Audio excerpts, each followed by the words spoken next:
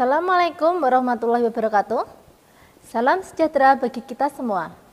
Apa kabar semuanya? Semoga kita selalu sehat dan semangat. Berjumpa lagi bersama saya, Ibu Agung Puspita Arum SPD, pengampu mata pelajaran praktek akuntansi perusahaan jasa dan manufaktur di SMK Kesuma Margoyoso Pati.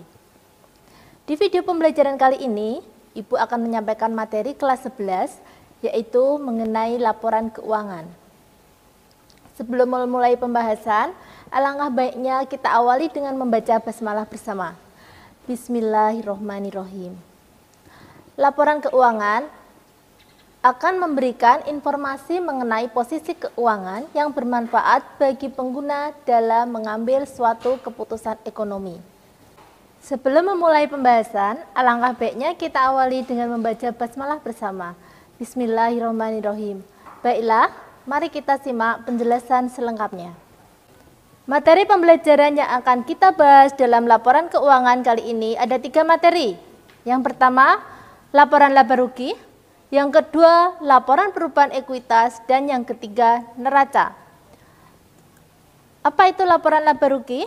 Laporan laba rugi adalah suatu laporan yang disusun secara sistematis tentang pendapatan dan beban suatu perusahaan atau organisasi untuk menunjukkan adanya laba bersih atau kerugian. Agar lebih jelas, marilah kita masuk ke laporan laba rugi. Di sini ada contoh laporan laba rugi dari Toko Rejeki dengan periode 31 Desember 2005. Sesuai dengan yang saya jelaskan tadi, laporan laba rugi didapat dari pendapatan dikurangi beban. Karena kita di perusahaan dagang, maka pendapatan kita itu ada berasal dari penjualan. Untuk mendapatkan penjualan bersih, itu dari penjualan kotor,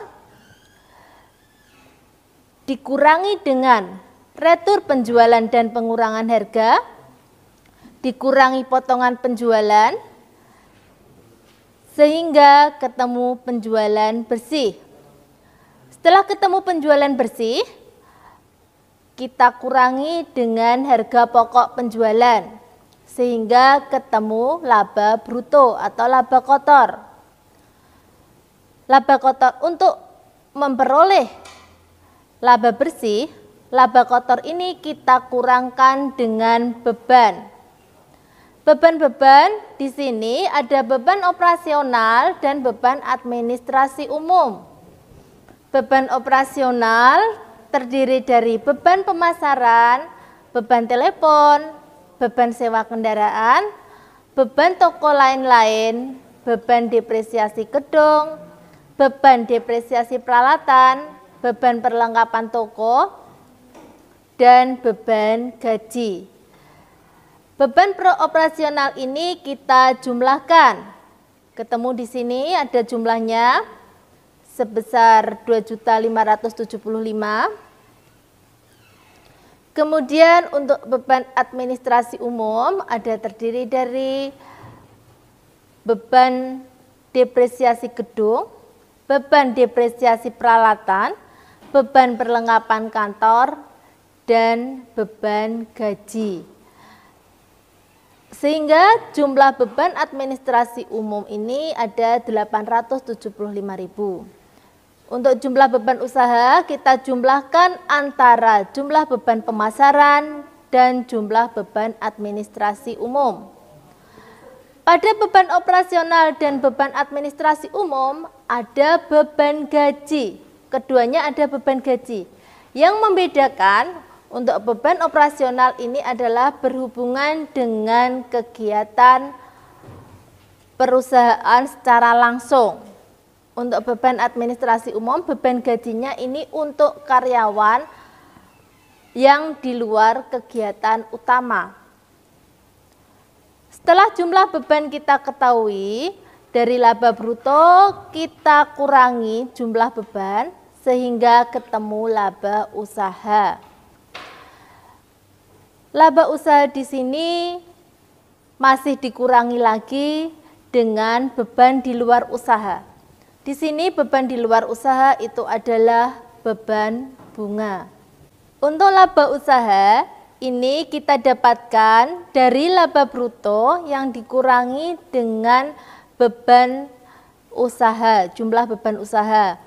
Kemudian di sini belum mendapatkan laba usaha bersih karena masih dikurangi dengan beban di luar usaha, yaitu beban bunga. Setelah beban bunga, baru kita dapatkan laba bersih sebelum pajak. Laporan laba rugi ini akan mendapatkan laba jika pendapatan lebih besar daripada beban. Sedangkan sebaliknya, jika pendapatan lebih kecil daripada beban, maka perusahaan akan menderita kerugian. Untuk laporan yang kedua adalah laporan perubahan ekuitas. Laporan perubahan ekuitas melaporkan perubahan masing-masing akun ekuitas pemegang saham dan total ekuitas pemegang saham selama satu periode. Laporan perubahan ekuitas, sebagai contoh laporan perubahan ekuitas pada toko rezeki, periode 31 Desember 2005. Modal awal ini kita dapatkan dari neraca lajur. Kemudian laba, ini kita dapatkan dari laporan laba rugi yang sudah kita kerjakan sebelumnya. Sehingga modal awal ditambah laba ketemu modal akhir. Berikutnya neraca. Neraca adalah laporan keuangan yang secara sistematis menyajikan posisi keuangan perusahaan pada suatu saat atau tanggal tertentu. Mari kita masuk dalam contoh neraca. Di sini kita contohkan neraca toko rezeki per 31 Desember 2005. Sebagai contoh, ini adalah neraca bentuk sekontro, yaitu neraca dengan bentuk sebelah menyebelah. Sebelah aktiva ada di kanan dan pasiva ada di kiri. Untuk aktiva ini terdiri dari aktiva lancar dan aktiva tetap. Sudah pernah kita bahas sebelumnya, aktiva lancar itu adalah aktiva yang mempunyai masa manfaat kurang dari 1 tahun. Di sini aktiva lancar ada kas, ada piutang, persediaan barang dagangan, dan perlengkapan. Sedangkan aktiva tetap ada tanah, ada gedung, ada peralatan.